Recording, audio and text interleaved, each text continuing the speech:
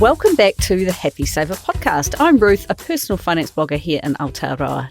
And in this podcast, I chat with a diverse bunch of people, I learn their story, and then I just condense it down so that you can hear helpful, relatable stories from Kiwis and the odd Australian who are sharing their experiences about their personal finance in New Zealand. So thank you so much for letting me join you on your commute, your walk, your run, or while you get some jobs done around your house. Now, today's episode guest and I have for some time been practically writing novels over email. Olivia first contacted me after listening to one of my podcast episodes while sewing at home with a cup of tea beside her. And she had recently discovered personal finance podcasts through Francis Cook, then stumbled upon the Happy Saver, and immediately felt, in her words, that she had found her people.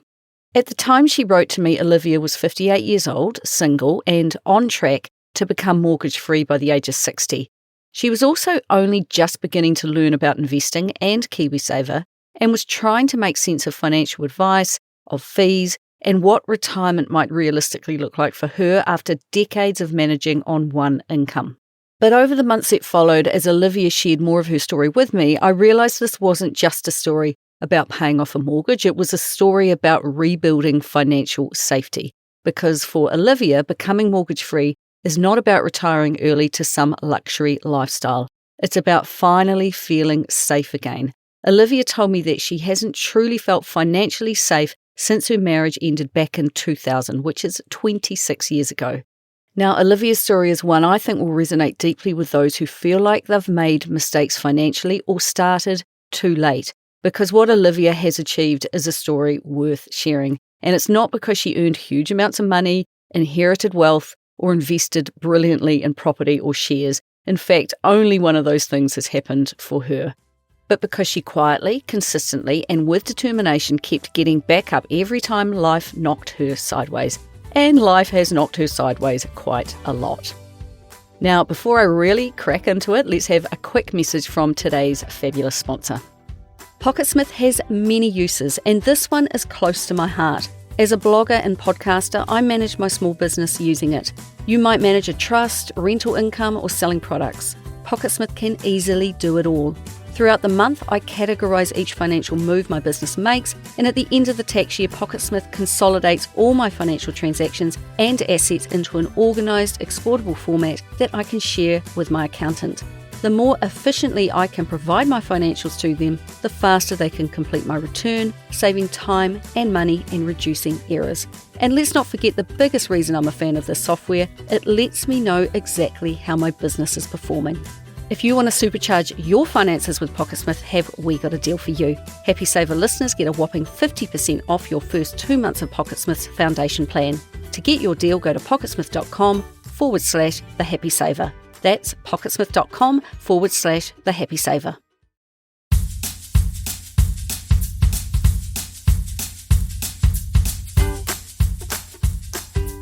Today, Olivia is 59 and she grew up in a working class family in a small Canterbury town. Her dad worked while her mum was a stay-at-home mother, and money wasn't something that was openly discussed. She was the youngest of 3 children and describes her upbringing as comfortable but certainly not lavish. One early money memory has stayed with her, and when she was around 13 years old, her dad was involved with a local rugby club that was planning a trip to Australia. And rather than borrowing or putting the cost on credit, the family spent several years gradually saving towards the trip. Olivia remembers club members regularly dropping off money to her dad, who helped coordinate all those savings. And eventually, the entire group, including the players, the partners, and their children, they travelled in Australia together for a couple of weeks. And looking back, Olivia sees this as one of her earliest examples of a simple but powerful financial principle, and that is setting a goal, saving consistently over time, and eventually enjoying the rewards of the efforts without debt.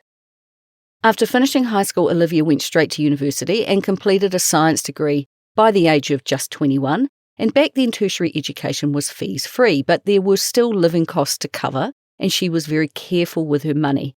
Now, during her university years, something completely unexpected happened. Out of the blue, she received an inheritance from a great aunt in England that she had never even met. The aunt had chosen to leave money to the female descendants in the family, and Olivia received around $4,000.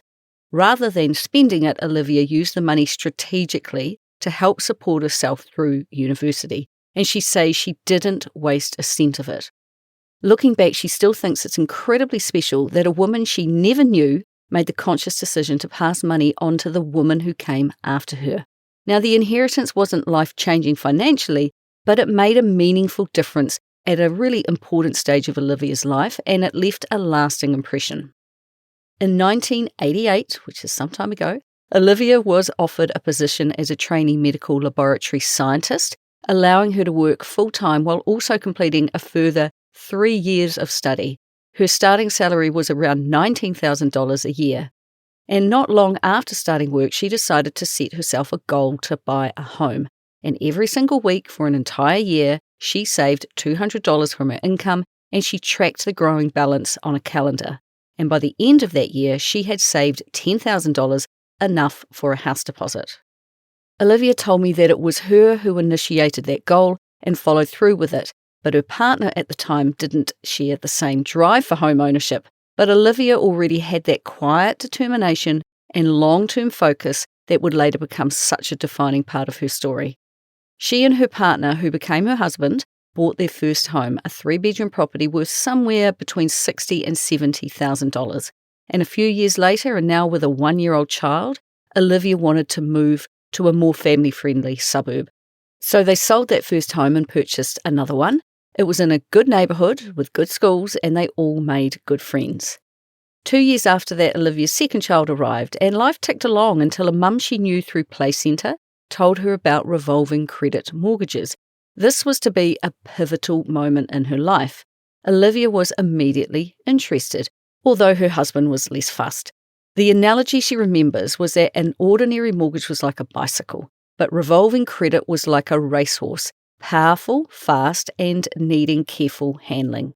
Now, if you've listened to this podcast for a while, you'll know that revolving credit, or whatever name the marketing department of your bank is currently calling it, can work incredibly well for some people.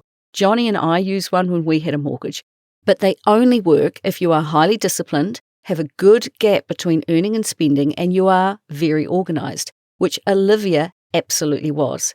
Again, it was Olivia who initiated the change in mortgage structure, and with 2 incomes coming into the household, the mortgage began shrinking rapidly, and she carefully monitored the process and the progress over time. But with the end goal in sight, life took another turn, and with only 18 months left to run, when their youngest child was 4 years old, the marriage ended. And then everything changed. Olivia suddenly found herself as a single mother, with the mortgage effectively reset after paying out her ex-husband's equity share so that she could keep the property. The mortgage climbed back up to around $65,000, but this time, with only her income to rely on, she was now trying to survive on part-time income plus a domestic purposes benefit. And one of the moments Olivia still remembers vividly happened in that very first week after the marriage ended. She had no money, literally none. She didn't realise there was a 1-week stand-down period before the benefit payments began, and she actually broke down crying in the Wynn's office when she found out, she said. But in an act of compassion, the staff member quietly organised a $100 food voucher so that she could buy groceries for herself and her children. And that staff member also looked at Olivia and said, "You're not going to be on the DPB for long." Now the woman could see the determination in Olivia that she herself couldn't yet see. And at the time she simply thought, well, I don't know about that. But the look the woman gave her has stayed with her all these years. Olivia said that she will never forget walking around Countdown with a calculator in her hand, anxiously adding up every single item as she placed it in the trolley, because she absolutely could not go over that $100 amount. And what struck me about that image is the contrast, because just weeks earlier she had been living in an almost mortgage-free home, readily able to cover all of their expenses. Then suddenly she was counting dollars and cents and using a food voucher to try to survive the week, and that is how quickly life can change sometimes. But she moved forward, cobbling together enough money to pay her bills using her own income, child support, and the DPB. And just a year later, Olivia managed to increase her work hours enough that she no longer needed the DPB. And although money was still incredibly tight, she said regaining that level of financial independence felt fantastic. The woman from the Wynn's office was spot on in her estimation of Olivia. But financially, life was still very hard. The revolving credit mortgage remained in place, but on a single income with children to support, it stagnated, and she couldn't make meaningful progress reducing the debt. Now, given her income situation had changed so much, this type of mortgage structure was really not right for her at this point, but still, she kept going. And this is when revolving credit just doesn't work. You are on a floating interest rate, and if you can't put more money in than you are taking out, you just stay in debt. And then came what Olivia now describes as the biggest financial mistake of her life, when a few years after her marriage ended, Olivia entered another relationship. Now, both she and her new partner had children, and eventually they decided to blend their families and buy a house together. Now, on the surface, this man appeared financially successful. He had a nicer car than her, the nicer furniture, the bigger house, and the higher income. But as Olivia later discovered, appearances were masking reality when she came to realise that most of it had been financed with debt. And because of his debts, his equity contribution from selling his home was much smaller than hers. So to compensate, Olivia ended up reducing her own contribution in order to keep things, quote, equal between them, which meant the mortgage they took on together ballooned to more than 3 times the size of her previous mortgage, and that decision would financially affect her for years to come. Fortunately, though, in about 2005, Olivia did 2 incredibly important things before entering that relationship financially. Firstly, she kept part of the proceeds, about $60,000 to $70,000 from her previous home sale, in a term deposit in her own name. There was no blurring of her money with relationship money, and that's pretty important. And secondly, and this is such a key part, she insisted they contract out of the Property Relationships Act by creating a relationship property agreement, which formalised what they each brought into the relationship. Now, it's a tough conversation to have. Her partner resisted it because of the legal costs involved of creating the paperwork, but Olivia insisted anyway, and later that decision would save her financially. But over time, the financial imbalance within the relationship became increasingly obvious. Even though Olivia worked part-time while raising children, she still paid half the mortgage, half the rates, half the insurance, and in addition was expected to cover most of the groceries, power, and phone bills because he had concluded that her children used more of them. A mean man, she said, someone with short arms and long pockets, he insisted on a 3/4 split of all expenses. Given she always paid her own way in this relationship and was tracking her own money, she had the growing feeling that things were increasingly financially tight. Eventually, she sought advice from the person who had originally helped her set up her revolving credit mortgage years earlier. And when Olivia explained the financial arrangement with her partner, that advisor was appalled at her situation and told her very bluntly that she was being used financially and urged her to leave the relationship. While she sat there in tears taking this in, at the time Olivia felt pretty stuck, but eventually she did leave. Now, sometimes we can't see the wood for the trees, but I'm so pleased that someone she clearly trusted was able to make Olivia see what she couldn't quite see herself. And as I've unfortunately shared far too many times in this podcast, the separation process was stressful, tense, and deeply unpleasant. At the point of separation, she thought to herself, oh no, this is going to be bad, because she now knew what he was like, and because he was a mean tightwad when a couple, he became a mean and pedantic tightwad when separating. And he made sure that every single item had a dollar value attached to it, and he was prepared to argue over all of it. But this is where the contracting out agreement saved her. Point by point, she was able to defend herself legally against his unreasonable financial claims, where he was hell-bent on taking as much from her as he could. Now, they were eventually able to fully cut all ties, but the financial consequences stayed with her. She was now left carrying a mortgage of around $220,000 entirely on her own. And this is the thing about financial mistakes, especially the ones tied up with relationships and emotions. They don't just disappear overnight, and the consequences can linger for years, sometimes decades. Olivia openly says now that getting financially involved too quickly was her biggest mistake, and her biggest regret, and it's one that she encourages you to look out for. For me, who has had the privilege of 10 years of talking to people about their money, I know that those who are financially combined and headed in the same direction grow wealth at a much faster rate than those who never blend their money. But finding the right time to safely blend it is so fraught, and it requires total trust in the relationship, and only you know when that time is right. So while she owns her decisions, she can see now that part of what she had been seeking in relationships was financial safety. She didn't want to carry everything alone anymore because it's really hard work. And I think that's something many people, especially women who have spent years managing financially on their own, will deeply understand. And Olivia told me that it took a lot of time to come to terms with. But after failed attempts to work as a team on money, she said, the rescuer I actually needed was me. And I think that that's one of the defining lessons of her entire story. Because over time, Olivia slowly realised that none of the relationships she entered actually created the safety and the stability that she was searching for. In fact, financially, they repeatedly left her worse off. And so eventually she stopped looking externally for rescue and she began quietly building that safety for herself. But, and you probably knew there was a but coming, before she fully learned that lesson, life had one more curveball waiting for her when a few years later, Olivia entered another relationship. And once again, after about a year together, the relationship began moving towards merging lives financially. Her partner wanted her to move into his home, with the plan being that she would sell her house and buy into his property. Olivia moved in, but almost immediately something felt off. And at a social event with her partner's work colleagues, a man she had got to know and someone who seemed to know him well quietly pulled her aside. And he point blank asked her about her plans to sell her home, and he urged her not to do it.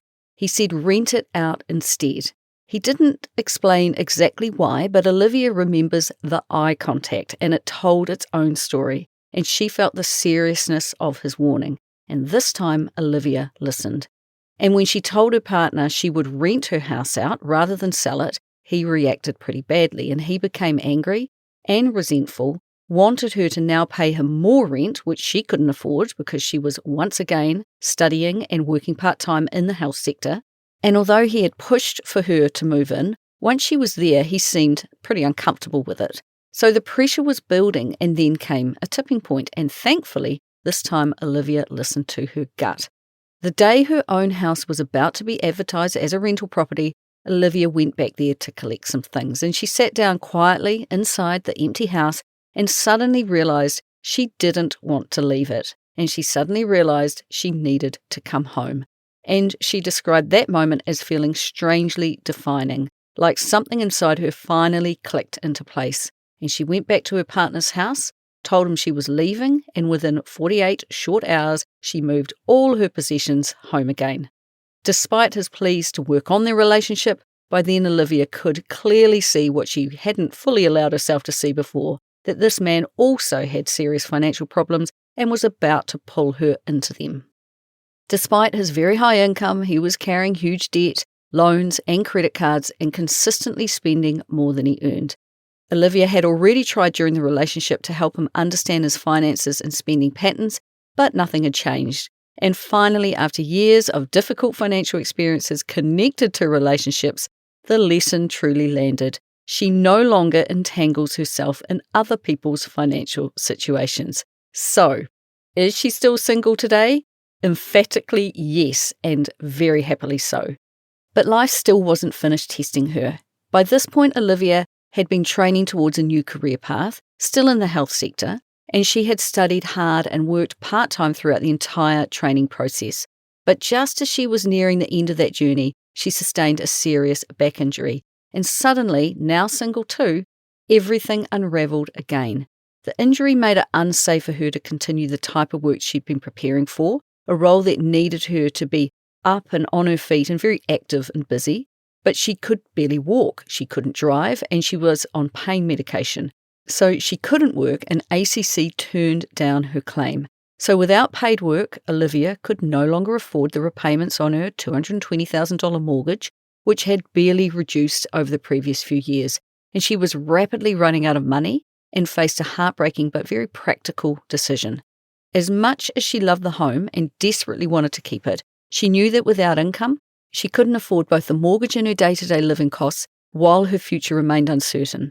The choice ultimately came down to keeping the house or being able to put food on her table. And reluctantly, she accepted that she had to let it go, and she made the decision to sell before she was forced into a mortgagee sale. Now, this house mattered enormously to her. It was where she had raised her children throughout their teenage years, and it held years of memories. It represented stability after so much upheaval. But she knew she had no real alternative. If she kept it, it would drag her under financially. The bank agreed to a temporary mortgage holiday while the property went on the market. 3 offers came in after the very first open home, and then almost immediately it sold. 2 were cash offers and 1 was exactly the price she wanted, so that's the one she took. And Olivia talks often about moments in life where things seem to unexpectedly fall into place once the right decisions are made. She describes it almost as the universe opening a door after another one closes, and this was one of those moments. But even then, things became harder still. Just 2 weeks before moving out, her back condition worsened and the surgery suddenly became urgent, meaning she immediately underwent surgery while simultaneously preparing to leave the home she loved. And on moving day, the removals company packed up the entire house while Olivia sat there crying, watching it all happen. Honestly, I think many people listening will understand exactly the kind of grief attached to moments like that. Not just losing a house, but closing a chapter of your life and losing the version of the future that you thought you were building. So while ACC had repeatedly declined Olivia's injury claim and her condition worsened until surgery became urgent, fortunately, her health insurance covered the operation. However, a few weeks later, the insurer contacted her to say that they believed ACC should have accepted the claim from the beginning, and they asked if she was willing to challenge the decision. Olivia agreed to this, and she spent weeks preparing a written submission, arguing that ACC's refusal had cost her dearly.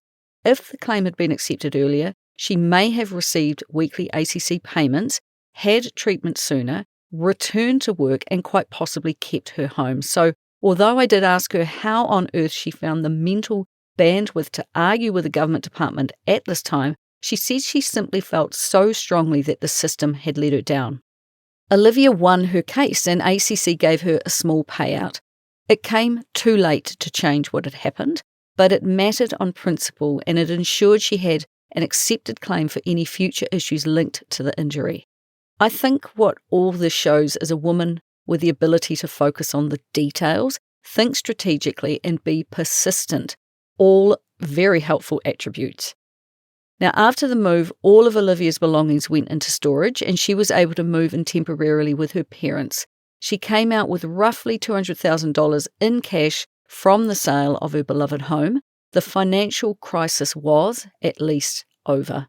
And she found herself back in her parents' house, sharing a spare bedroom with 2 cats, some clothes, and a handful of essential belongings. So, no home, no career, no certainty, and no real idea of what came next. And around that same time, she turned 50, a milestone that she said she had absolutely no desire to celebrate because she felt so broken. But strangely, alongside the grief and uncertainty, another feeling appeared too, she said, and that was freedom. Olivia described it as a feeling almost like free fall, but in a very good way. For the first time in years, she wasn't tied to a relationship, a stressful future career plan, or expectations about who she was supposed to become. And so she asked herself a very honest question. What do I actually want now? Not what other people expected of her, not what sounded impressive, not what looked successful, but what did she truly want for herself? And eventually her answer became surprisingly simple. I want a home. I want a 9-to-5 job after so many years of shift work. I want a financially independent life. I want peace, stability, and a simple life that I genuinely enjoy. For years, Olivia had quietly dreamed about eventually retiring in a particular town that she really loved, and originally it had been a one-day plan for much, much later in life, but suddenly she realised, why am I waiting? Why not start again in that place right now? At almost exactly the same time, 2 things happened. A position became available at her old workplace and her former boss wanted her back, and she found a small townhouse in the small Canterbury town that she had always wanted to move to that immediately felt right. And on Easter Monday, she made an offer on the townhouse, which was immediately accepted. And a month later, she started her new job, moving into her new home at the end of that very first week back in paid employment. And just like that, after all the upheaval, she had rebuilt the foundations again. She had a home, she had a job, and she had a life. And Olivia told me that not long after moving in, she had a thought that stayed with her. She realised that whatever happened in her future, she finally had a home again, somewhere safe and stable to anchor herself. And sadly, that sense of shelter and stability would soon become more important than she could possibly have known, because 4 months later, Olivia's children lost their father, and Olivia said there simply aren't words strong enough to describe what it was like watching her children go through that loss. As a parent, she was trying to hold everyone together emotionally while still continuing to work, to manage financially, and simply keep life moving forward. And then, just as she was beginning to come up for air again herself, another devastating loss arrived when 9 months later her brother took his own life, and Olivia remembers thinking at the time, will this finally break me? It didn't, but understandably, it affected her deeply for years afterwards. And then, only a year after losing her brother, the beloved family pet that had been with them through all her children's teenage years also died. And then, 4 years after that, her father died suddenly and unexpectedly too. And as Olivia put it, grief has become a horribly familiar presence in my life. And I think this part of her story helps explain something incredibly important about why her home means so much to her now. Because when life repeatedly delivers loss and instability, having a home, somewhere safe and steady to come home to, becomes emotionally enormous. But through all those years of grief and rebuilding, Olivia quietly kept going. She worked, she paid her bills, she tracked every dollar, and she kept reducing the mortgage little by little. And slowly over time, something began shifting financially. When Olivia bought the townhouse in 2017, she was 50 years old. The property cost $349,000, and she contributed a 50% deposit from the proceeds of her previous home sale. So that still left a mortgage of around $175,000 over a 30-year term. So it was looking likely that she would be an 80-year-old pensioner when she made her last payment, providing she was still working, that is. When Olivia bought her townhouse, she faced an unexpected financial hurdle. Although her student loan that she had taken out to cover further study was interest-free, the repayments reduced her available income in the bank's eyes, meaning she couldn't borrow enough to buy the home she wanted. Her solution was unconventional, but she took the bank's advice and she split the borrowing into 2 mortgages, and she used a smaller $20,000 mortgage to pay off the student loan in full.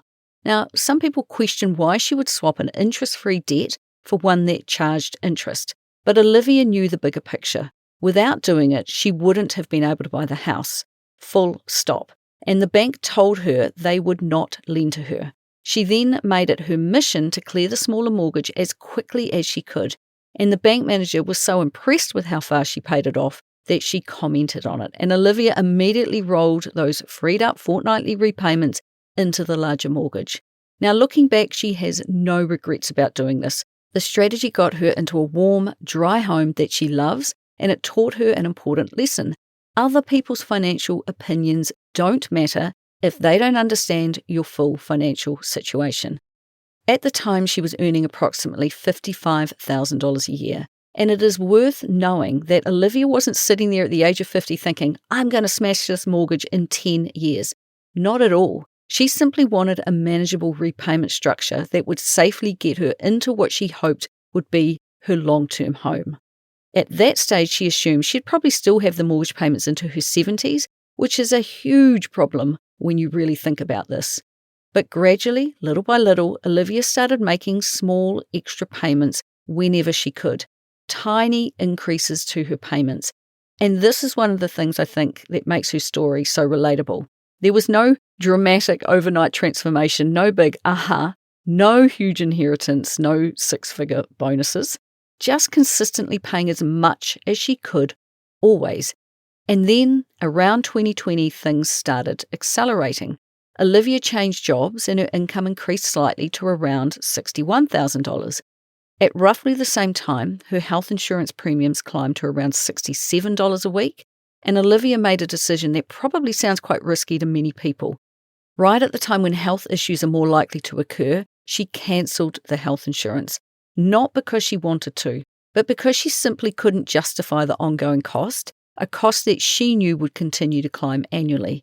And instead, she redirected that $67 every week straight onto the mortgage. And that decision just says so much about her priorities.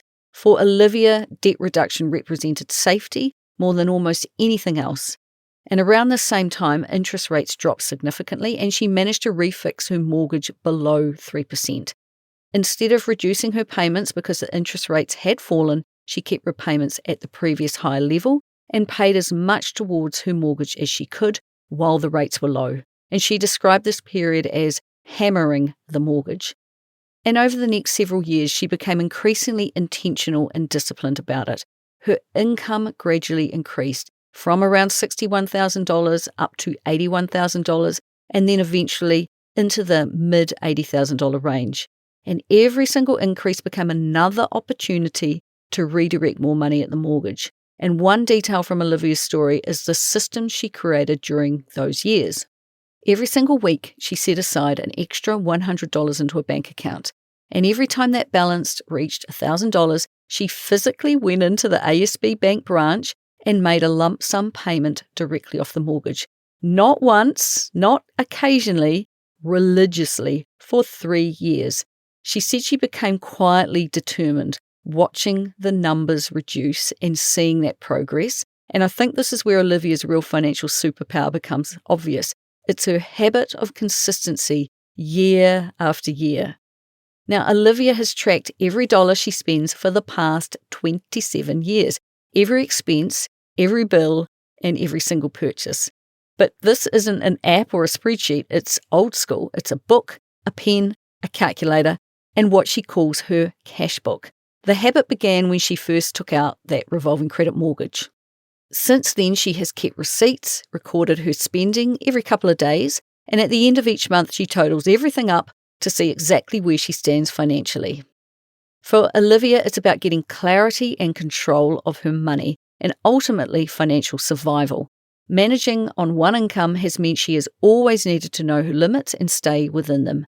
As she puts it, how do you know if you're okay financially if you're not tracking stuff? And honestly, by this point in her story, you start to realize that Olivia has always been financially capable. Tracking her money wasn't a hobby. It was one of the tools that helped her build stability, one careful decision at a time. But it does also show me that she has spent decades in survival mode. And by sharing her story, ideally, I want you listening to this to avoid doing that. Eventually, though, by 2024, Olivia wanted to move back into a revolving credit structure because she already knew from earlier years how effective it could be. Now, initially, the timing with ASB didn't work, so she delayed another year while continuing to reduce the debt as much as her income would allow. And then in 2025, she made another really important move.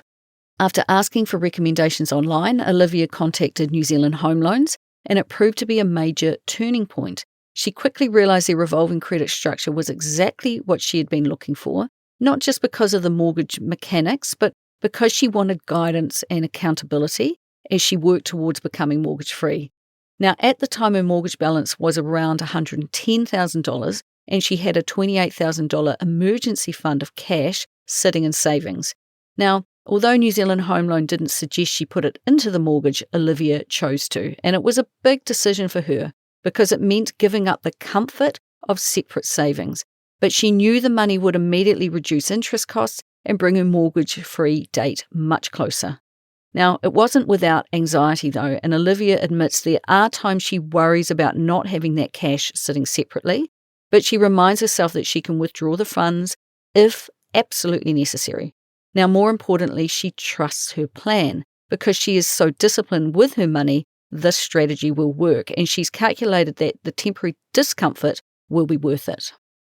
At that stage, she had her mortgage split. Part of it was fixed and part of it was revolving credit. And then something happened that still makes Olivia pretty emotional when she talked about it. The advisor ran the numbers and told her that if she stayed disciplined, she could realistically become mortgage-free in just 2 years. Now, Olivia actually cried when she heard this, she said, because her dream had always been to own her home outright by the age of 60, but had originally taken out a mortgage that would run well into her 70s. And suddenly, an early payoff no longer felt impossible. Now, we spoke in late May of 2026, and she was making great progress. And in March of this year, the fixed portion of the mortgage was fully paid off. Now, only the revolving credit balance remains, and with her interest amount on a floating rate, her actual end date moves around a little bit, but she is on track. Now, around $48,000 remains on her mortgage, and she now earns $95,000, about $2,600 a fortnight net. Work is good. She is able to work 2 days a week in the office and 3 days a week at home, and she has some flexibility in how she structures her days without the dreaded shift work. And as things currently stand, Olivia is forecast to become mortgage-free around July of 2027, which is around 13 months away. She's working full-time. There is the potential for overtime too, and she is itching to be able to say to herself, I only have a year to go, and she is almost at that point. 10 years after taking on what was originally a 30-year mortgage. And what I think is really important to understand here is this. The emotional significance of this achievement cannot be overstated.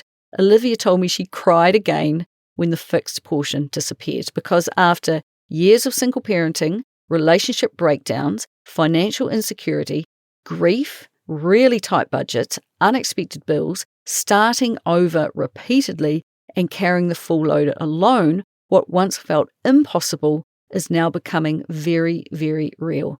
I completely understand why this means so much to her because becoming mortgage-free is not just a financial milestone. For Olivia, it represents something much, much deeper. It's safety, independence, and just the sheer freaking relief at ticking that milestone off for once and for all. By this stage in Olivia's life, something else had quietly started changing too. No, she didn't decide to enter another relationship, thank goodness. For decades, she had focused almost entirely on surviving financially. She was keeping the bills paid, keeping the mortgage manageable, keeping food on the table, and just keeping life moving forward. Investing, retirement planning, and financial independence had largely sat in the background because there simply wasn't enough mental or financial space for them, nor did she know much about them either. And I think that's something many people listening will recognize. Sometimes personal finance conversations can make it sound as though everyone should simultaneously be investing heavily, maximizing KiwiSaver, building wealth, smashing goals, optimizing for tax, and planning retirement decades ahead. But for many people, especially solo parents and single income households, there are long stretches of life where survival and stability, they just have to come first. They simply can't cover all those bases at the same time. Something has to give, and long-term financial planning is often it. And that was certainly true for Olivia. Until, and then in her late 50s, something shifted. And one day she discovered Francis Cook's podcast, Making Sense, and an interview I did for Francis's show led her to The Happy Saver. And suddenly, an entirely new world opened up. You're very welcome. Now, Olivia became fascinated by the world of personal finance, investing, and financial independence. And she started listening to personal finance podcasts while sewing at home with a cup of tea beside her. And sewing, by the way, has become about much more than making clothes cheaply. Through creating her own wardrobe, always from secondhand fabrics, she discovered her personal style, she embraced a more sustainable lifestyle, and she gained the confidence in who she is at this stage of life, she said. And she sees strong parallels between that journey and her financial education, and both have helped her become more intentional and confident. So she took notes while listening to these episodes. She began to borrow money books from the library. She started learning about index funds, ETFs, the impact of fees on your KiwiSaver balance, and long-term investing in general. And honestly, I just loved hearing this part of her story because you could almost feel her excitement growing in real time. Olivia repeatedly said things like, I found my people. This is exactly what I needed, and I'm excited about future me. Now, something very important to understand here is that Olivia initially felt hugely behind financially, and she openly described herself as starting from zero with her investing knowledge. And because she'd spent so many years focused on mortgage reduction and scraping by rather than investing, she worried that she'd left things far too late. But what Olivia slowly began realizing, and what I tried very hard to help her see, is that she was not actually starting from zero at all, because while she may not have had extensive investing knowledge yet, and to be honest, you don't need all that much, she already had the right behaviours, and behaviours matter enormously.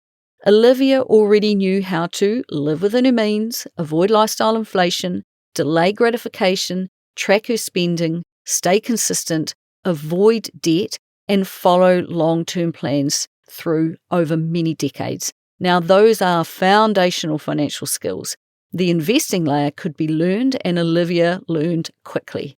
And she initially began investing through a financial advisor after a recommendation from her mortgage broker, and later she discovered that both parties benefited financially from the referral, and that the investment provider she had been placed with charged massive fees of around 1.8% per year. Rather than dwelling on it, Olivia saw it as an important lesson. She had started with just $10 a week to invest. She wasn't trying to get rich overnight, she simply wanted to begin, to build confidence, and to learn safely. But as she listened to more podcasts and she educated herself about investing and fees and advisor commissions, she began questioning whether she really needed to outsource these decisions at all. And honestly, watching her confidence grow through our emails was quite fascinating. At first, she described herself as absolutely clueless, but gradually she started researching independently, reading really widely, asking very thoughtful questions, comparing her options, and recognizing that she was capable of learning this herself.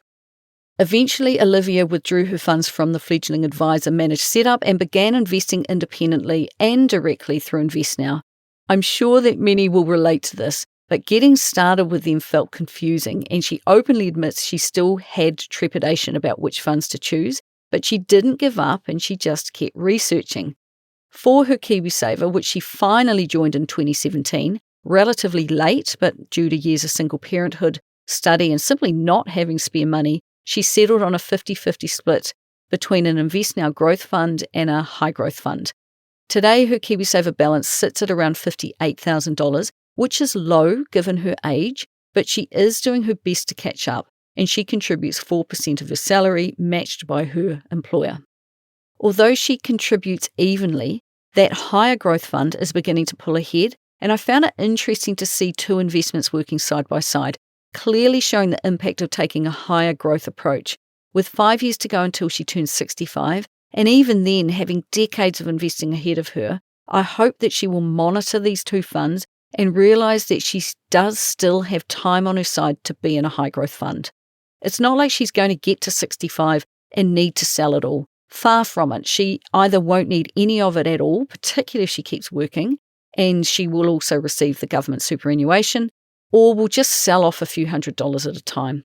Now, outside of KiwiSaver, after all she's learned, she knew she wanted a low-cost, unhedged, total world index fund, even if she didn't fully understand everything yet. Her non-KiwiSaver investment account, also with InvestNow, currently has just over $100 in it, but now it has automatic contributions of $50 a month. The amount is deliberately small for now while she focuses on paying off the mortgage and becoming comfortable with investing. One of the biggest shifts has been her mindset.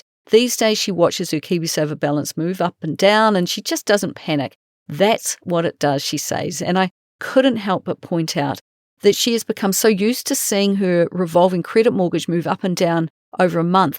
That has prepared her for realising that an investment acts in a pretty similar way.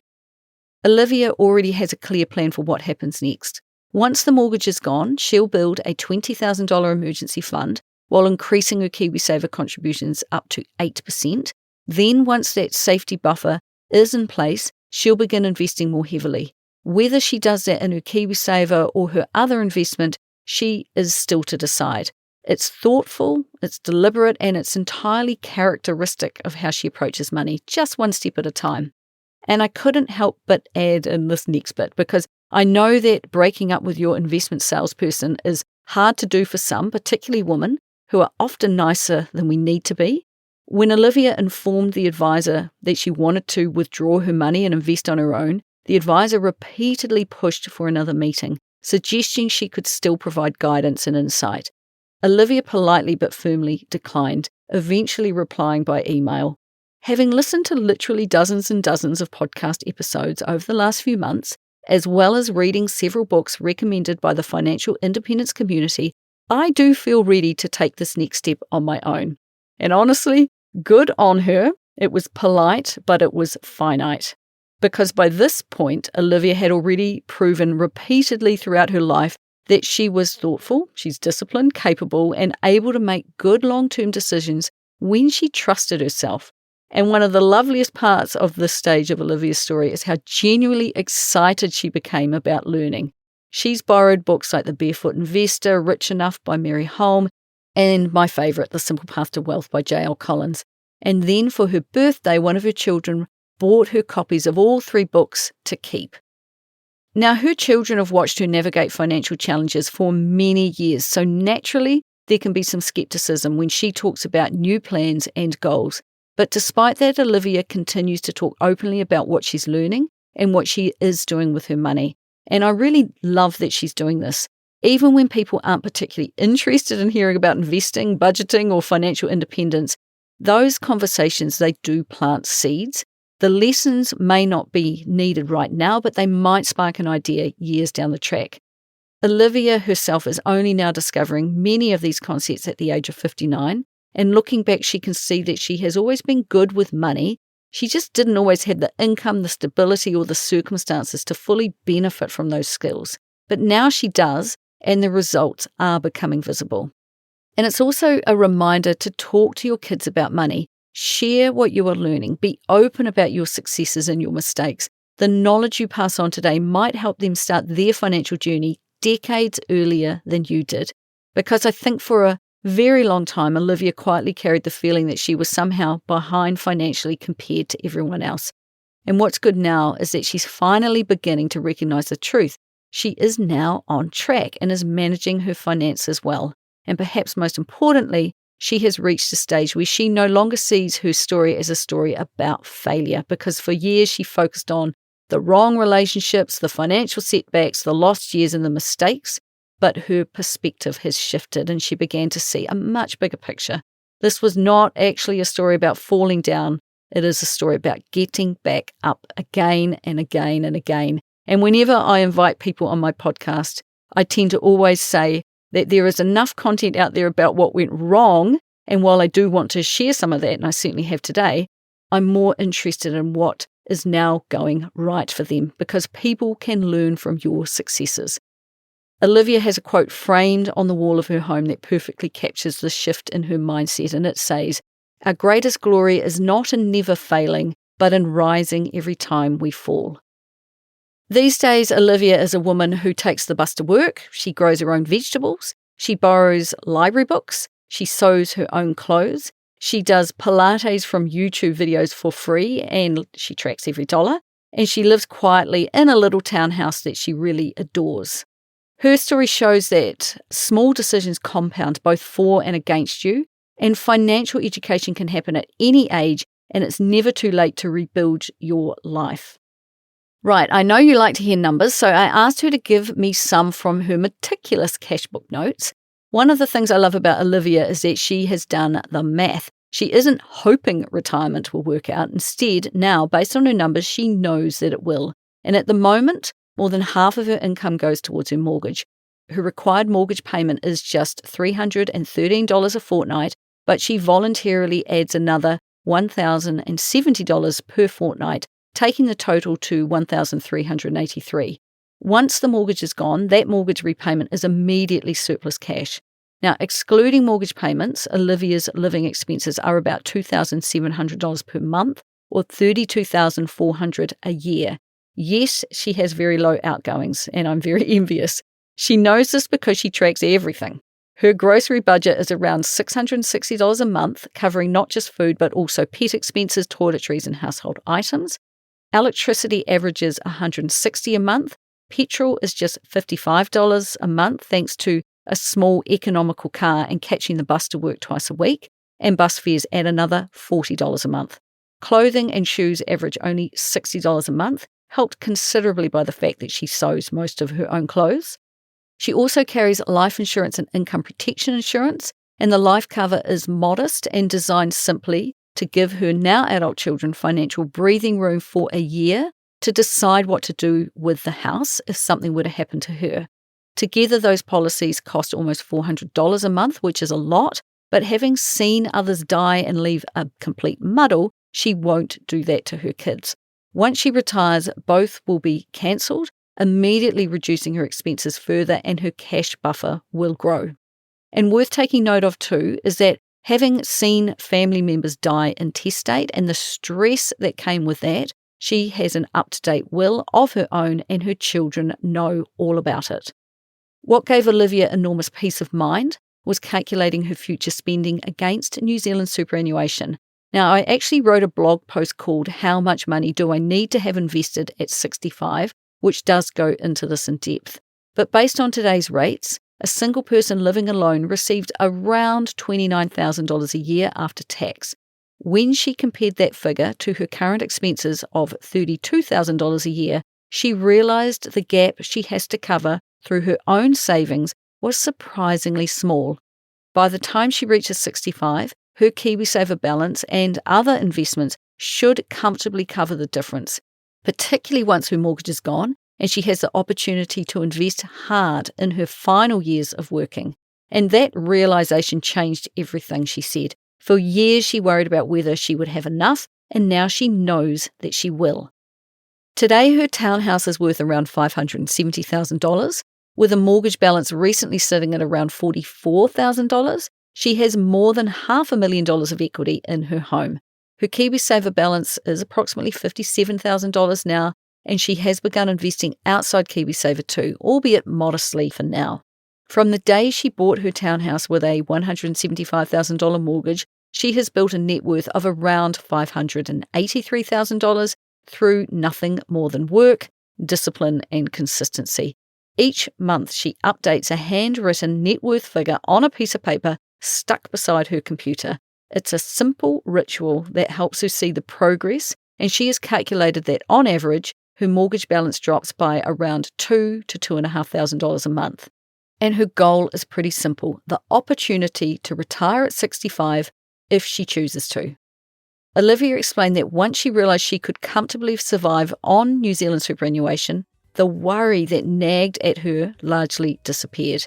Her KiwiSaver will give her even more certainty.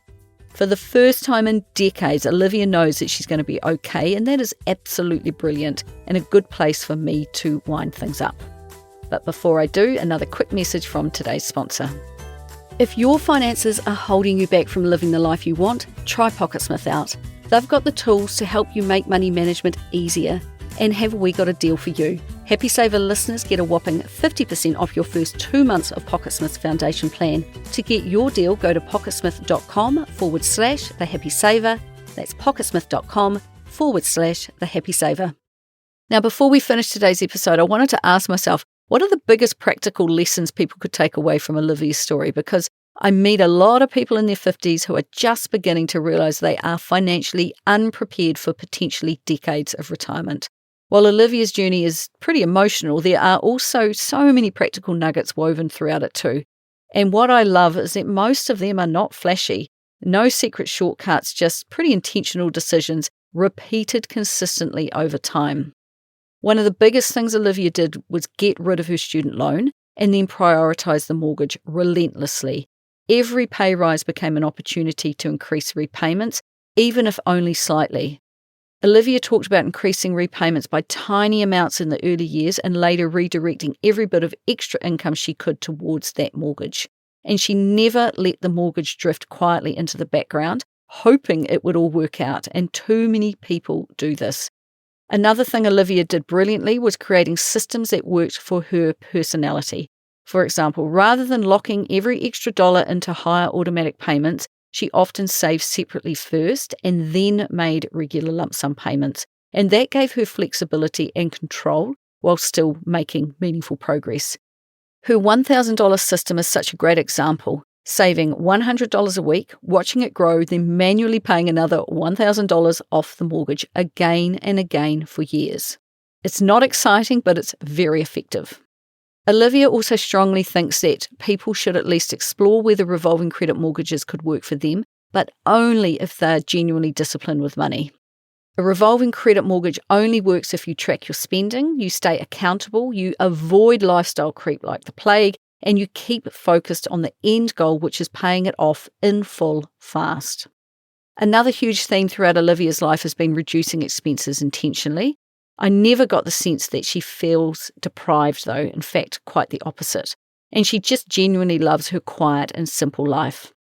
And one of the things she said that really stayed with me was, I don't feel like I'm missing out, Ruth. And that's such an important thing because often financial freedom conversations focus, particularly those bagging the FIRE movement, entirely on sacrifice. But Olivia's experience has been that once she started seeing real progress, the simplicity of her life no longer felt restrictive.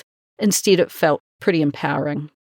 Another major lesson from Olivia's story is the importance of financial education. And it was podcasts, books, blogs, and just curiosity that slowly transformed her confidence around money.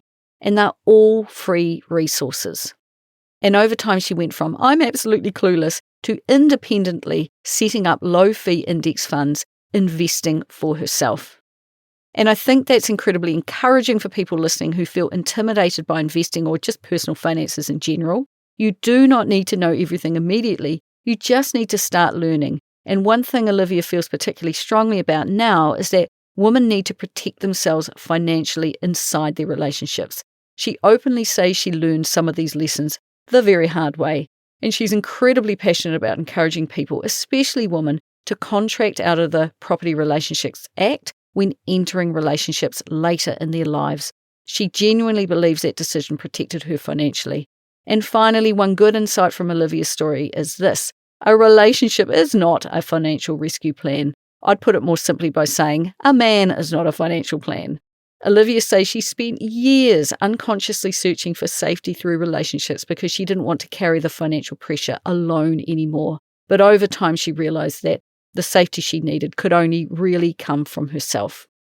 And I think that insight is one many people, particularly women rebuilding after separation or divorce, will connect with.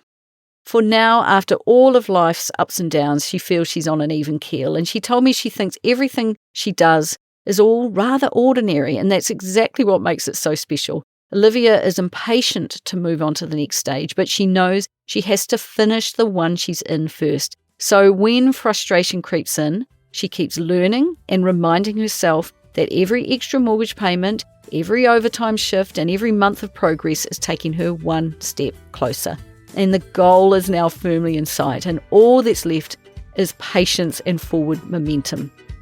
So a huge thank you to Olivia for sharing her story with me. Our lengthy email correspondence almost meant the episode wrote itself, and I look forward to our kōrero continuing. So that is all from me this week, and if you want to get in touch, you can find me over at thehappysaver.com. Thanks to all the people who send me such lovely emails telling me you like this podcast. I really appreciate you taking the time to do that. And please do share it with your friends. It is still the best way that people can learn about the podcast. And I would love it if you would talk more about money with your own friends and whānau and help me continue to help others be better with money. So until next time, happy saving.